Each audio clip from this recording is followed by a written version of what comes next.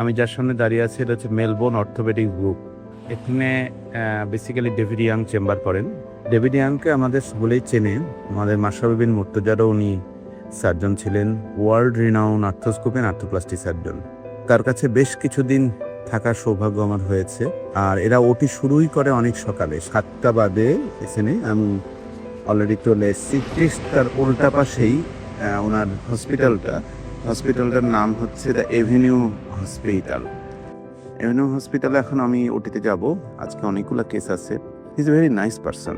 তার সাথে চেম্বার করলে ঠিক কীভাবে রুগী দেখে, কীভাবে রুগীর অ্যাপ্রোচ করে, এগুলো আসলে একটা অন্যরকম ব্যাপার। একটা ভালো সময় কাটাচ্ছি। আর মেলবোর্ন শহরটা খুব সুন্দর, আমি সবসময় খুব পছন্দ করি। আপনারা আমাদের জন্য দোয়া করবেন। দেশে এসে ওনার কাছ থেকে যে শিখে যাচ্ছি, যেন যেন আমার সম্মানিত রোগীদের প্রতি অ্যাপ্লাই করতে পারি। অনেক কিছু নতুন নতুন শিখছি, অনেক কিছু, মানে যত বেশি বাইরে আসি তত বেশি মনে হয় কিছু নতুন শিখে গেলাম। আমার ভালো লাগে যে আমি নিজেকে ডেভেলপ করার চেষ্টা করছি এবং করেও যাব আমার পেশেন্টরা যাতে কিছুটা উপকৃত হয়। ভালো থাকবেন, আমার জন্য সবাই দোয়া করবেন।